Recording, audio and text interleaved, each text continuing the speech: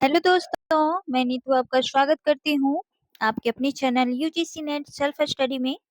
और आज से देखने वाले हैं अभी लेटेस्ट बुक जो प्रकाशित हुई है 2025 का देख सकते हैं आप। और यहाँ पर UP TGT LT grade Hindi solve paper ये सभी है जो कि यूथ कंपटीशन का है, जो कि सभी एग्जाम के लिए बेस्ट होता है रिवीजन टाइम के लिए। तो चलिए शुरू करते हैं और बताते चलूं कि ये आपके लिए टीआरई 4 साथ में बिहार स्टेट का जो आपका एग्जाम होने वाला है उसके लिए भी महत्वपूर्ण है। साथ में झारखंड जेट के लिए भी काफी महत्वपूर्ण है जो भी हिंदी क्षेत्र से हैं और झारखंड में असिस्टेंट प्रोफेसर का जॉब करना चाहेंगे। बिल्कुल उसके लिए जेट का आपने फॉर्म फिलअप किया होगा और अभी 30 तक उसको डेट को एक्सचेंज किया गया है। तो जिन्होंने नहीं डाला है तो बिल्कुल आप डाल सकते हैं उसके लिए।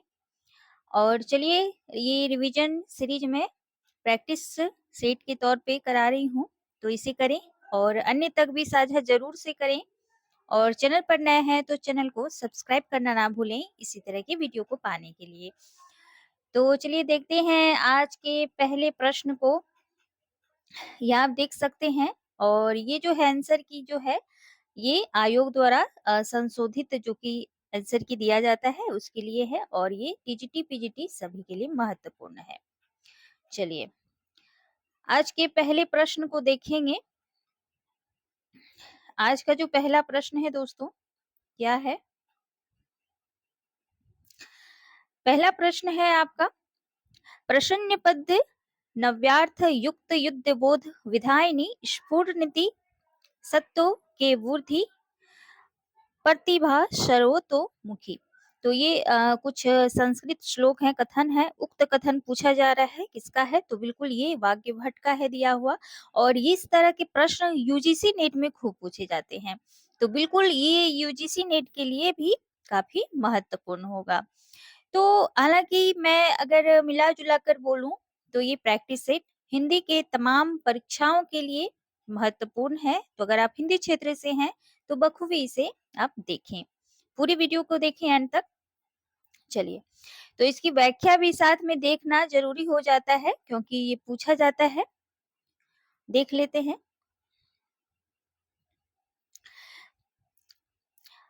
ये वाग्यभट्ट ने नवीनता और उसकी ललित पदों में अभिव्यक्ति दोनों को सर्वतोन्मुखी कहा है। इस प्रकार पूर्ण उक्तियों का उद्बोधन करने वाली सभी दिशाओं में फैलने वाली चमत्कार पूर्ण बुद्धि को प्रतिभा इन्होंने माना है। तो ये आपको साफ साफ यहाँ पर देख पा रहे हैं।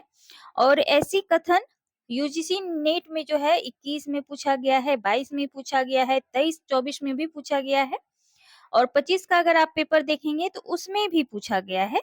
तो ऐसे ही प्रश्न पूछे जाते हैं। टीजीटी पीजीटी के लिए भी काफी महत्वपूर्ण है। प्रतिभा अथवा शक्ति को सर्वाधिक महत्व दिया गया है। इसके संदर्भ में आचार्यों के मत आप देख सकते हैं कि प्रज्ञा, नव, नवोन्मेषिणी, शालिनी, प्रतिभा मता। और ये आपका पीजीटी टीआरई थर्ड में पूछा गया था और ये भट्टोत का कथन है। अर्थ या नव्य विषय को नए रूप में प्रकट करने वाली प्रज्ञा प्रतिभा है। तो ये आप देख पाएंगे। साथ में देख लें अन्य भी, प्रतिभा अपूर्व वस्तु निर्माण क्षमा प्रज्ञा। तो ये अभिनव गुप्त का है जिसमें अपूर्व वस्तु के निर्माण में सक्षम प्रज्ञा जो है वो प्रतिभा को माना गया है। कुंतक का देखें कि प्राक प्राक नाघटन संस्कार परिपाक प्रौढ़ा प्रतिभा काचित एव कवि शक्ति। तो इन्होंने पूर्व एवं वर्तमान जन्म के संस्कारों से मिली कवित्व शक्ति प्रतिभा को माना है। और मम्मट का है शक्ति कवित्व बीज रूपम संस्कार विशेष। तो ये मम्मट द्वारा दिया गया कथन है। तो ये सभी उक्त कथन जो अभी आपने देखा काफी महत्वपूर्ण है, तो बिल्कुल आप इसे ध्यान पूर्वक देखें और रखें भी ध्यान में। अगले प्रश्न को देखेंगे। अगला प्रश्न है कि जहाँ राधा आनंद उदित निसी बाशर आनंद, तहाँ कहाँ अरविंद है, कहाँ बापुरो चंद। पंक्ति में कौन सा अलंकार है? तो बिल्कुल आपसे अलंकार यहाँ पर पूछा जा रहा है। कौन सा अलंकार है? तो आप देख पा रहे हैं प्रतीप अलंकार है। बी ऑप्शन आपका बिल्कुल यहाँ पर करेक्ट है। अब यहाँ पर देख लेते हैं प्रतीप अलंकार क्या होता है कि जहाँ उपमेय को उपमान और उपमान को उपमेय बताया जाता है वहां प्रतीप अलंकार होता है, या उपमा का उल्टा होता है। रूपक अलंकार किसे कहते हैं? तो जहाँ उपमेय और उपमान में पूर्ण समानता बतलाई जाए वह रूपक अलंकार होता है। जैसे राम नाम मणि दीप धरु जीह देहरी द्वार तुलसी भीतर बाहिरो जो चाहत उजियार। तो देख पा रहे हैं आप, काफी महत्वपूर्ण है। चलिए अगले प्रश्न को देख लेंगे। अगला प्रश्न जो है आपका अन्वय, ये अलंकार है अन्वय अलंकार, जहां उपमेय की तुलना करने के लिए कोई उपमान ना हो और उपमेय को ही उपमान बना दिया जाता है, तब वहां पे अन्वय अलंकार होता है। जैसे मुख ही मुख के समान सुंदर है, यानी कि जहां पर तुलना करने के लिए कोई उपमान मौजूद ही ना हो, ऐसी स्थिति में, ऐसी परिस्थिति में अन्वय अलंकार को माना जाता है। दीपक अलंकार, अब देखें दीपक अलंकार से आपका टीआरई 4 में पूछा गया है। जब किसी पद में उपमेय यानी कि प्रस्तुत पदार्थ तथा उपमान यानी कि अप्रस्तुत पदार्थ दोनों के लिए एक ही साधारण धर्म का यूज हो, वहां पर दीपक अलंकार होता है। जैसे भूपति सोहत दान सो फल फूलन उद्यान। तो देख सकते हैं ऐसे जो जहाँ पर प्रस्तुत पद और अप्रस्तुत पद जो साधारण धर्म के लिए यूज होता है ना, वहां पर दीपक अलंकार होता है। और ये पूछा गया था आपका टीआरई 2 या 3 में पूछा गया था, और आपका एस्टेट में भी यहाँ से खूब प्रश्न पूछे गए थे भर भर के। तो बिल्कुल आप देखें अच्छे से। अगला प्रश्न है कि निम्न में से वर्तनी की दृष्टि से शुद्ध शब्द कौन सा है? तो बिल्कुल शुद्ध शब्द होगा आभ्यंतरिक। ठीक है, वर्तनी की दृष्टि से पूछा जा रहा है तो सी ऑप्शन आपका करेक्ट होगा, बाकी आपका अशुद्ध माना जाएगा। अगला प्रश्न देखेंगे, निम्नलिखित में से कौन सा तथित प्रत्यय वाला शब्द नहीं है? तो बिल्कुल यहाँ पर शिक्षक होगा, पौरुषीय होगा, मायावी होगा। ये तथित प्रत्यय वाला शब्द है, आपका नहीं पूछा गया है, तो ये सजावट जो होगा ये आपका नहीं में आएगा। तो डी ऑप्शन आपका बिल्कुल यहाँ पर सही होगा। अब यहाँ पर क्यों सही होगा ये भी देख लें। सजावट में कौन सा प्रत्यय है? तो कृतंत प्रत्यय है दोस्तों। सजावट में सज मूल शब्द होगा और आवट जो होगा ये प्रत्यय होगा, तो यहाँ पर कृतंत प्रत्यय माना जाएगा, इसलिए वो नहीं होगा। प्रत्यय किसे कहते हैं? तो प्रत्यय वे शब्दांश होते हैं जो दूसरे शब्दों के अंत में जुड़कर अपनी प्रकृति के अनुसार शब्द के अर्थ में परिवर्तन कर देते हैं। और ये प्रत्यय कितने प्रकार के होते हैं? तो 2 प्रकार के, कृत प्रत्यय और तद्धित प्रत्यय। कृत प्रत्यय वो होते हैं जहाँ क्रिया या धातु के बाद जो प्रत्यय लगाए जाते हैं उन्हें कृत प्रत्यय कहा जाता है। कृत प्रत्यय के मेल से बने शब्दों को कृतंत कहा जाता है। और तद्धित प्रत्यय ऐसे प्रत्यय जो क्रियापदों के अतिरिक्त संज्ञा, सर्वनाम, विशेषण आदि शब्दों के साथ लगकर नए शब्दों का निर्माण करते हैं, उसे तद्धित प्रत्यय कहा जाता है। तो अभी आपका ध्यान में आ गया होगा। तो बिल्कुल ये प्रत्यय से शब्द तैयारी में पूरा पूछा गया है, चाहे आपका 30 प्रश्न का आपका क्वालिफाइंग पेपर हो या फिर आपके सब्जेक्ट का 80 प्रश्न हो, उसमें भर भर के पूछे गए हैं। तो बिल्कुल आप इसे अच्छे से करें और अन्य परीक्षाओं के लिए भी काफी देख सकते हैं। टीजीटी पीजीटी में ये प्रश्न आया हुआ है तो महत्वपूर्ण है। अखिल भुवन चर अचर जग हरिमुख लखी मातु चकित भई गदगद वचन विकसित दृग पुलकातु। तो निम्न पंक्तियों में निहित रस आपसे पूछा जा रहा है, तो बिल्कुल ये अद्भुत रस है, पढ़ने में ही साफ नजर आ रहा है। तो यहाँ पर अद्भुत रस है। यहाँ माता यशोदा द्वारा श्री कृष्ण के बाल रूप मुख में संपूर्ण सृष्टि चर अचर का दर्शन करने के कारण आश्चर्य उत्पन्न होने का यहाँ पर वर्णन किया गया है। आगे देख लेते हैं। यहाँ पर ये महत्वपूर्ण स्लाइड है आप लोगों के लिए, तो बिल्कुल अगर आप इसे लेना चाहें स्क्रीनशॉट तो ले सकते हैं, क्योंकि यहाँ से आपके प्रश्न 100% पूछे जाते हैं। तो यहाँ देख सकते हैं श्रृंगार रस का जो स्थायी भाव होता है रति, ये पूछा गया था टीआरई थर में, टीजीटी में पूछा गया था ये। हास्य का हास्य है, करुण का शोक है, रौद्र का क्रोध है, वात्सल्य का स्नेह होगा, वीर का उत्साह होता है, भयानक का भय होता है, विभत्स का होता है जुगुप्सा, और अद्भुत का होता है विस्मय, और शांत का निर्वेद या सम होता है दोस्तों। और ये आपका इतना महत्वपूर्ण है, जितना मैं बताऊं उससे अधिक महत्वपूर्ण है, क्योंकि ये प्रश्न यहाँ से बनते हैं, चाहे आप 6 to 8, 9 to 10, 11 to 12 या फिर यूजीसी नेट, टीजीटी, पीजीटी अन्य राज्य के भी दे रहे हैं, तो उसमें भी पूछा जाएगा, और झारखंड जेट के लिए भी काफी महत्वपूर्ण है। तो बिल्कुल आप इसे अच्छे से ध्यान में रखेंगे। अगला प्रश्न है कि अपभ्रंश में दोहा काव्य की परंपरा का आरंभ किस कवि ने किया था? तो बिल्कुल जोइंदो ने किया था। बी ऑप्शन आपका करेक्ट होगा यहाँ पे। परमात्म प्रकाश एवं योगसार इनकी प्रमुख रचनाएं हैं। दोनों रचनाएं कब की है? 6ठी सदी के धर्म दर्शन एवं इंद्रिय निग्रह को आधार मानकर लिखा गया है। तो जैसा कि आप अभी देख पा रहे हैं कि यूजीसी नेट में जो है, अब डायरेक्ट प्रश्न ना के बराबर पूछा जा रहा है, 20% या 30% पूछा जा रहा है, और बाकी के जो सवाल आ रहे हैं वो रचनाओं के विषय वस्तु से, कि किस रचना में क्या इंक्लूड किया गया है, यानी कि किस विषय पे वे रचनाएं लिखी गई है। तो इसी तरह इसे भी ध्यान में रखें कि परमात्म प्रकाश और योग सार जो है, ये 6ठी सदी के धर्म दर्शन एवं इंद्रिय निग्रह को आधार मानकर लिखा गया है। तो काफी महत्वपूर्ण है। हेमचंद्र ने अपने समय के सबसे प्रसिद्ध जैन आचार्य हुआ करते थे, हेमचंद्र, और इन्हें प्राकृत का पाणिनि कहा जाता है। अब देखिए ये प्रश्न कितना बार यूजीसी नेट में पूछा गया है। इनके प्रमुख ग्रंथ आप देख लें। शब्दानुशासन काफी महत्वपूर्ण है, जो कि प्राकृत व्याकरण के नाम से भी जाना जाता है।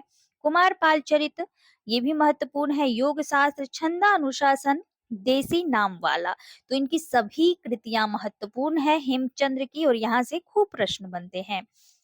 आगे देख लें। धनपाल को मुंज ने सरस्वती की उपाधि दी थी, तो ये भी महत्वपूर्ण है। इनका ग्रंथ भविष्यत कहा, जो कि 10वीं शती में प्रकाशित हुआ था या फिर आया था, जिसमें बहुविवाह के दुष्परिणाम के साथ साथ साध्वी और कुटिल स्त्री का अंतर प्रकट किया गया है। मोस्ट इंपॉर्टेंट आपके लिए ये स्लाइड है। और यहाँ से भविष्यत कहा आपसे पूछा जाता था, पहले आपसे पूछा जाता था कि भविष्यत कहा किसकी रचना है, या फिर धनपाल का टाइम पीरियड क्या है, लेकिन अब पूछे जाने की पूरी चांस है आपके यूजीसी नेट के एग्जाम में कि भविष्यत कहा में क्या विषय लिखा गया है, या फिर इसकी विषय वस्तु क्या है।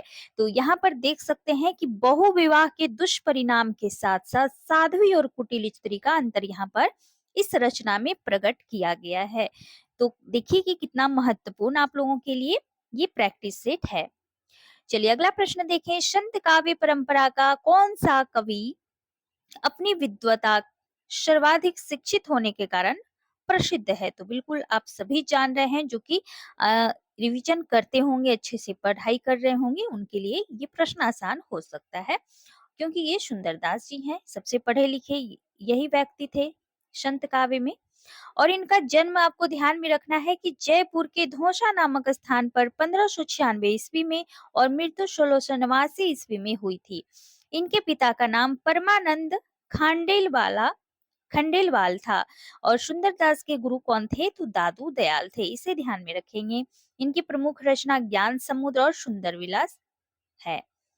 चलिए अगले प्रश्न को देख लेते हैं। अगला प्रश्न है कि निम्न में से कौन सा सात्विक अनुभाव नहीं है? Most important. अब देख सकते हैं कि अनुभाव से आपके अनुभाव कितने हैं, ये आपको ध्यान में रखना है, क्योंकि रस से पूछा जाता है सवाल, और अनुभाव से विशेषतः पूछा ही जाता है। तो बिल्कुल यहाँ पर आपको बताना है सात्विक अनुभाव आपका कौन सा नहीं है। विषाद नहीं है, रोमांच नहीं है, कंप, प्रलय या फिर विषाद, यहाँ फोर्थ ऑप्शन है। और सही आंसर की तलाश में हम लोग देखेंगे आंसर को, तो बिल्कुल यहाँ पर विषाद की गणना जो है सात्विक अनुभाव में नहीं की जाती है। यहाँ पर अनुभाव जो है दोस्तों 8 माने जाते हैं। कौन कौन से? स्तंभ, श्वेत, स्वरभंग, वेपत्थु, वेवर्ण्य, आश्रुपात, रोमांच या प्रलय। ये 8 अनुभाव आपको ध्यान में रखना है, क्योंकि यहाँ से प्रश्न पूछे जाते हैं। अगले प्रश्न को देखेंगे। अगला प्रश्न है भारतेंदु हरिश्चंद्र की रचना हिंदी भाषा, काफी महत्वपूर्ण है ये रचना, ध्यान में रखना है, का प्रकाशन वर्ष क्या है? तो बिल्कुल 1890 ईस्वी है। आगे देख लें।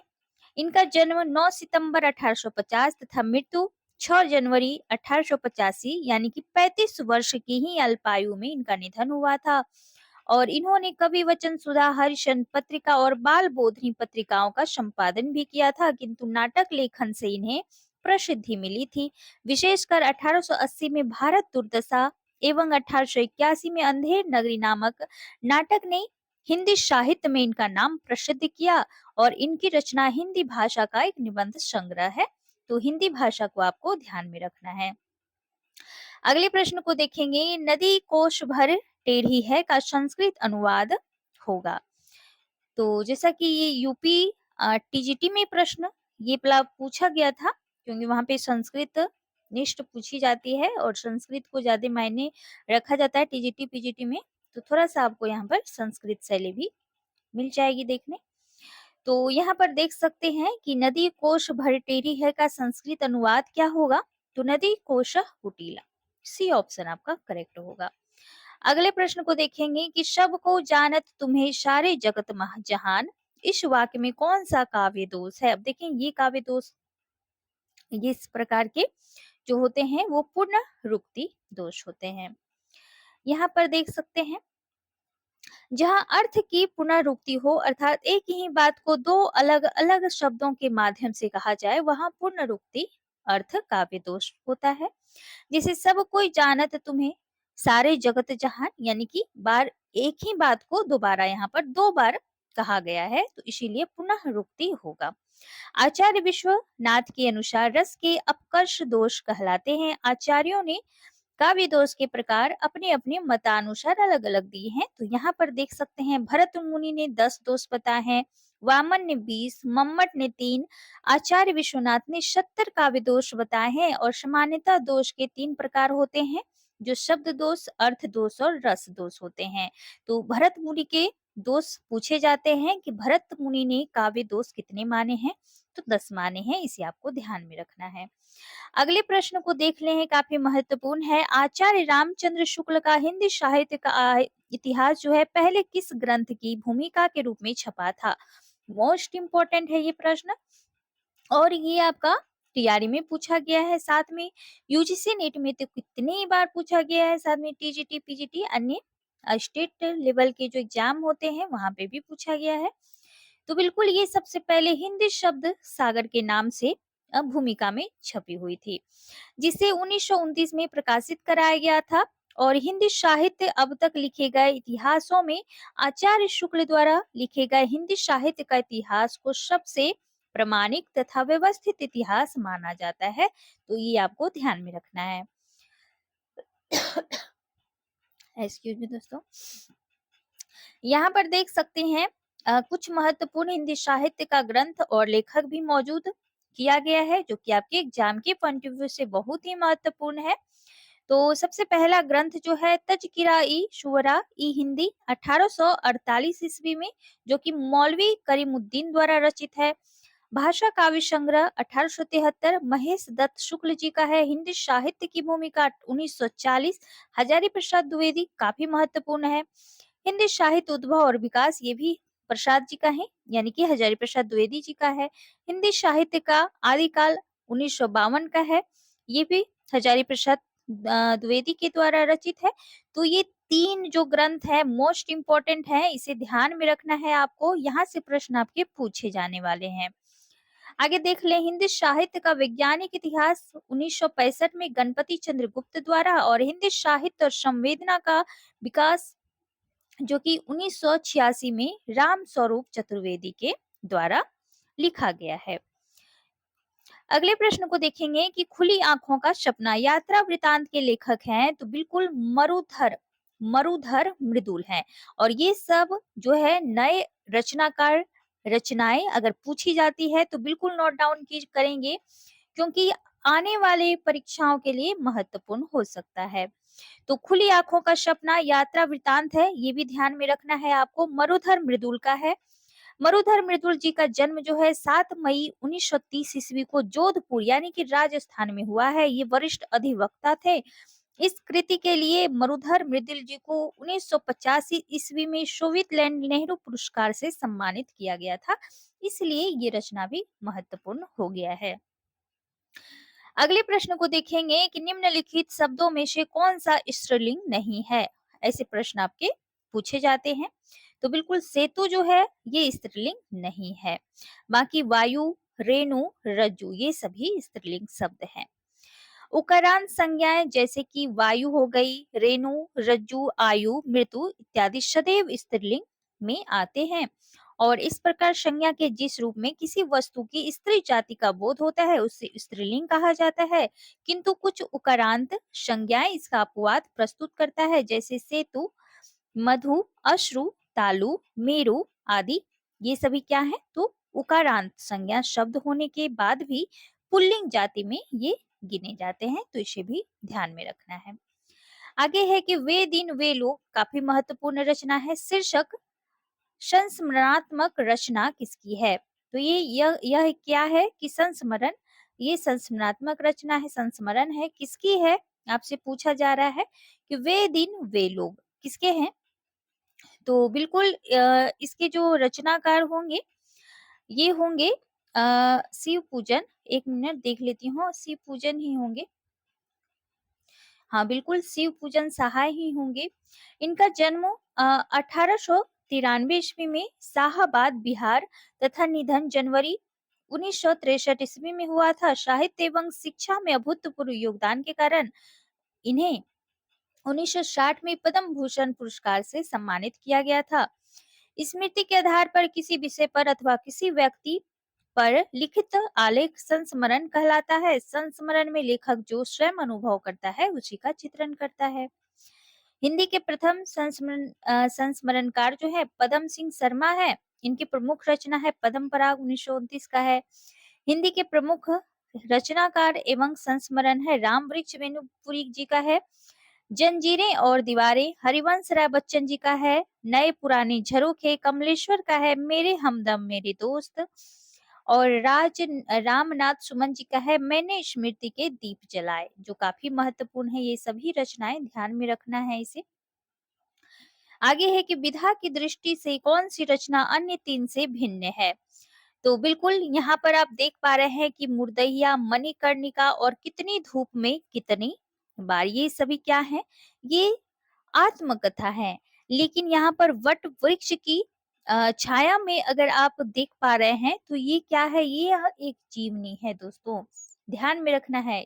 तीनों आत्मकथा है और बाकी डी ऑप्शन जो है वह एक जीवनी है। तो यहाँ पर मुर्दैया जो है, मणिकर्णिका मुर्दैया के दलित साहित्यकार डॉक्टर तुलसीराम की आत्मकथा है। और कितनी धूप में कितनी बार महिप सिंह की आत्मकथा है। ठीक है, ये भी ध्यान में रखेंगे। और आपका जो वट वृक्ष की छाया में कुमुद नागर द्वारा लिखी गई अमृतलाल नागर की जीवनी है, उनकी पत्नी द्वारा लिखा गया है, तो ध्यान में रखेंगे। और अगर इसकी रचना की बात करें कि कब प्रकाशित हुई थी, तो ये 2006 में प्रकाशित हुई थी, वट वृक्ष की छाया में, इसे भी ध्यान रखेंगे। चलिए आगे देख लें। कबीर और तुलसी भाषा में कबीर और तुलसी भाषा में एक मिशन के तहत लिख रहे थे, यह कथन किसका है? बिल्कुल बच्चन सिंह जी का है। ये कथन पूछा गया था यूजीसी नेट में भी, जब मैंने एग्जाम दिया था उस टाइम पूछा गया था 21 में। तो बिल्कुल ऐसे जो कथन रहते हैं बहुत ही महत्वपूर्ण होते हैं, जो कि तुलनात्मक अध्ययन के स्वरूप बनाए जाते हैं। तो ये गोस्वामी तुलसीदास और कबीरदास के संदर्भ में विद्वानों का कथन है। आचार्य शुक्ल जी कहते हैं कि गोस्वामी के प्रादुर्भाव को हिंदी काव्य क्षेत्र में एक चमत्कार समझना चाहिए। मोस्ट इम्पोर्टेंट ये कथन है। बच्चन सिंह कहते हैं कि कबीर का सौंदर्य बोध अपारंपरिक और यथार्थवादी है, अतः इनके लिए पृथक सौंदर्य शास्त्र का निर्माण करना पड़ेगा।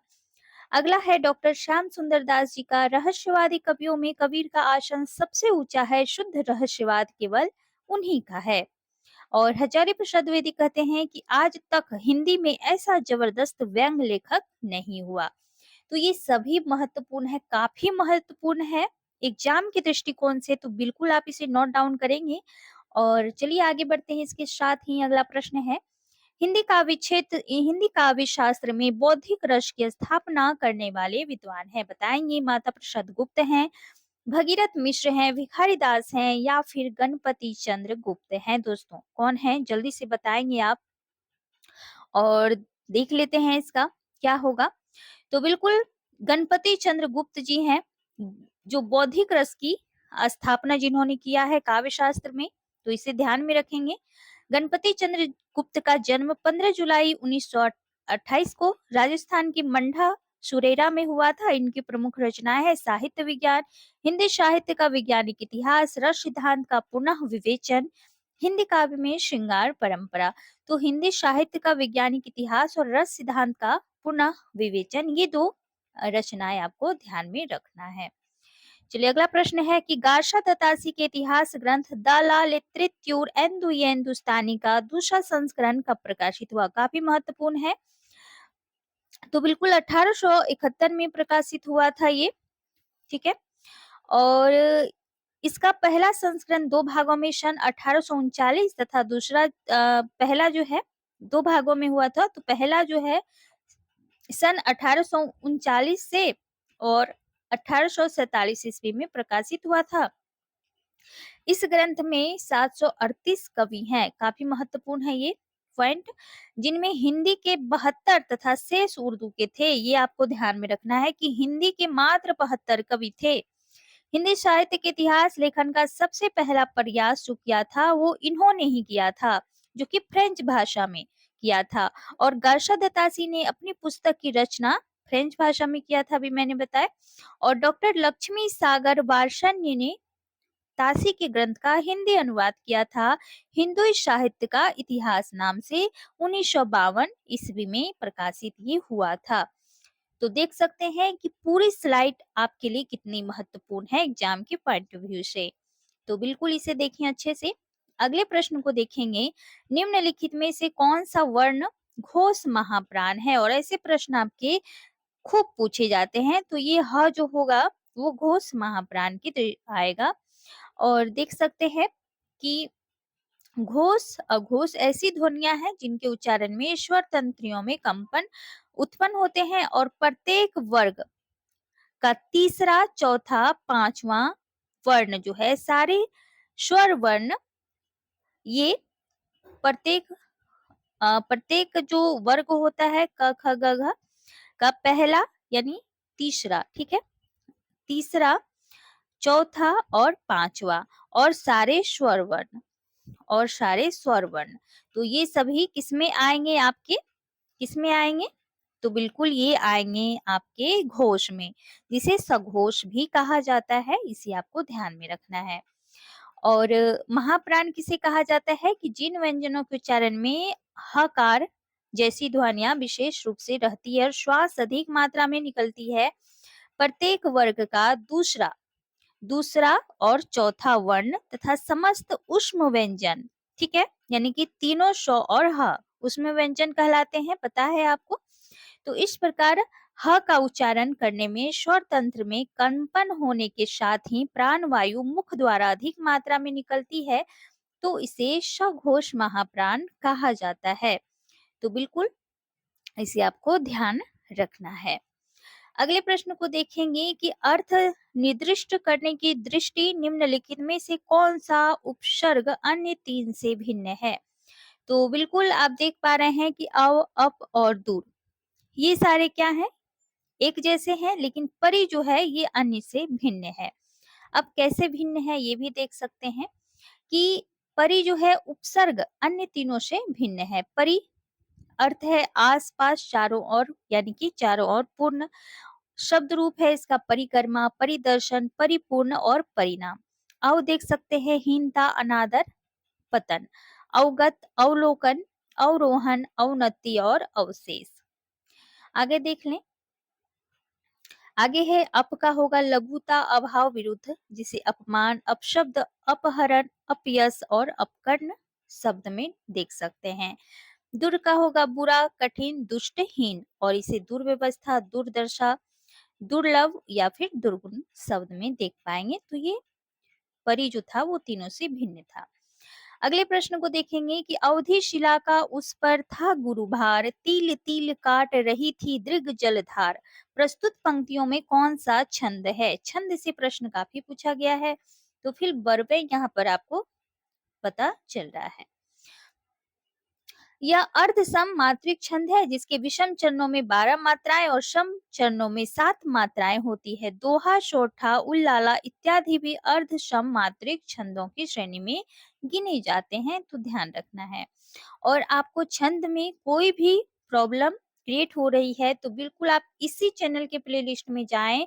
मेरा पिछला पुराना वीडियो जो मैंने डाला हुआ है छंद पर, जो एक एक चीज को मैंने बहुत ही सरल तरीके से बताया है, तो उसे आप अगर देखेंगे तो आपको छंद और अलंकार में कोई भी परेशानी नहीं होगी। तो बिल्कुल आप उसे देखिए। अलंकार पे सभी मैंने वीडियो डाला हुआ है, छंद पर भी सभी वीडियो डाला हुआ है, तो बिल्कुल आप पुराना वीडियो देखें। प्लेलिस्ट में आपको सारी वीडियो मिल जाएगी पुरानी, तो इसे देखें। और अगर प्रॉब्लम हो रही है तो बिल्कुल आसान भाषा में आप समझ लें। और यहाँ पर देख सकते हैं दोहा, जो कि एक अर्धसम मात्रिक छंद है जिसके प्रथम और तृतीय चरण में 13-13 मात्राएं और द्वितीय तथा चतुर्थ चरण में 11 मात्राएं होती है। और सम चरणों के अंत में गुरु और लघु होता है। गुरु और लघु, तो गुरु इसे कहा जाता है और लघु ऐसे कहा जाता है, ठीक है। अगले प्रश्न को देखेंगे। शोठा, यह अर्धसम मात्रिक छंद है, ये दोहे का बिल्कुल उल्टा होता है, ठीक है। बिल्कुल उल्टा होता है। जैसे प्रथम और द्वितीय चरण में 11-11 मात्राएं और द्वितीय और चतुर्थ चरण में 13 मात्राएं होती है। छंद, छंद किसे कहा जाता है? छंद शब्द का सर्वप्रथम उल्लेख ऋग्वेद में मिलता है, ध्यान रखना है। छंद शास्त्र के व्यवस्थित परंपरा का सूत्रपात पिंगल आचार्य की छंद सूत्रम से हुआ है, इसीलिए इसे पिंगल शास्त्र भी कहा जाता है। अगले प्रश्न को देखेंगे कि काम भाव और शरीर का सौंदर्य उनके यहाँ उत्सव रूप में है, विद्यापति के संदर्भ में यह कथन किसका है? काफी महत्वपूर्ण है, तो यह राम स्वरूप चतुर्वेदी जी का है और ये यूजीसी नेट में पूछा गया था और साथ में यूपी, पीजीटी, टीजीटी और अन्य स्टेट में भी पूछा गया था, टीआरई में। तो यहाँ पर आपको पता चल रहा है कि विद्यापति के बारे में कहा गया है। और देखिए ये जो शुक्ल जी का कोटेशन है काफी महत्वपूर्ण है और बीपीएससी टीआरई 1 टीआरई 2 में भी पूछा गया है। ये आध्यात्मिक रंग के चश्मे आजकल बहुत सस्ते हो गए हैं, उन्हें चढ़ाकर जैसे कुछ लोगों ने गीत गोविंद को आध्यात्मिक संकेत बताया है, वैसे ही विद्यापति के इन पदों को भी। तो ये जो कोटेशन है शुक्ल जी का है, काफी महत्वपूर्ण है और पूछा जाता है। श्रृंगार रस के सिद्ध वाक्य कवि कौन है? तो विद्यापति को माना गया है। किसने माना है? तो हजारी प्रसाद द्विवेदी जी ने। जातीय कवि विद्यापति को किसने कहा है? तो बच्चन सिंह ने। तो देख सकते हैं कितना महत्वपूर्ण ये स्लाइड है आप लोगों के लिए जो भी तैयारी करने में लगे हुए हैं। साखी शब्दी दोहरा कही कहनी उपखान भक्ति निरूपही भगत कली निंदही वेद पुराण। तो ये जो है ये किसका है? तो बिल्कुल ये तुलसीदास जी का कोटेशन है। ए ऑप्शन आपका यहाँ पर राइट होगा। और यहाँ पर देख सकते हैं, अन्य देख सकते हैं, हरि मोरा पीऊ में हरि की बहुरिया। तो ये कबीरदास जी का है। बाहर वह भीतर वह होई घर बाहर को रहे न जोई, ये कुतुबन का है। और सरवर तीर पद्मिनी आई खोपा छोरी केस मुकुलाई, ये जयश्री जी का है। तो ये भी महत्वपूर्ण सभी पंक्तियां हैं, आपको ध्यान रखना है। और आज के लास्ट प्रश्न को देखने वाले हैं। पौन माया करी घूंघट टारे दया करी दामनी दीप दिखावे। काव्य पंक्ति किस कवि की है? तो बिल्कुल नेही नागरीदास जी का है। काफी महत्वपूर्ण ये पंक्ति है और जो भी आपको नया लगे उसे नोट डाउन करना ना भूलें।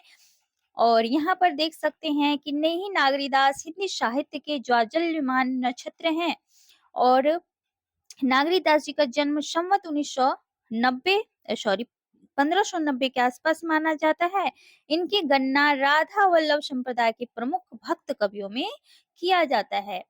तो जरूर से बताएंगे कि ये जो प्रैक्टिस सेट है आप लोगों के लिए कितना महत्वपूर्ण है और इसे मैं कंटिन्यू करूं या ना करूं। आपको अगर इससे हेल्प मिलने वाली है, बिल्कुल मिलेगी, 100% श्योर कि मिलने ही वाली है। क्योंकि मैं जब एक एग्जाम की तैयारी कर रही थी तो हजारों प्रैक्टिस मैंने किया था। चाहे किसी भी एग्जाम का हो, अगर वो हिंदी क्षेत्र में हिंदी में पूछा गया प्रश्न है, हिंदी साहित्य से पूछा गया प्रैक्टिस हो, फिर प्रीवियस प्रश्न हो, तो उसे मैंने किया था। और बहुत से ऐसे बुक को भी मैंने रिवीजन के तौर पे लिया था जो कि पीवाई संबंधित हो, और मैंने पीवाईक्यू को ही इम्पोर्टेंट माना अपने एग्जाम के पॉइंट ऑफ व्यू से, और मैंने एमसीक्यू को निग्लेक्ट किया था। हालांकि प्रैक्टिस सेट मैं कर रही थी, लेकिन वो पीवाईक्यू के द्वारा ही मैंने किया था, ना कि एमसीक्यू के द्वारा। क्योंकि एमसीक्यू बनाए गए प्रश्न होते हैं और पीवाईक्यू जो होते हैं उससे आपको उसके पैटर्न का पता चलता है। तो उसे अगर आप करेंगे अच्छे से, तो बिल्कुल कोई भी एग्जाम हो आप आसानी से क्वालिफाई कर सकते हैं। तो बिल्कुल मेरी यही शुभकामनाएं हैं आप सभी के साथ। तो बिल्कुल बने रहें, और चैनल पर अगर नए हैं दोस्तों, चैनल को सब्सक्राइब करना ना भूलें, और अन्य तक भी शेयर करें और लाइक भी करें और कमेंट भी करें। चलिए, थैंक यू सो मच। फिर मिलती हूँ अगले प्रैक्टिस सेट में, तब तक बने रहिए हमारे साथ। Thank you so much.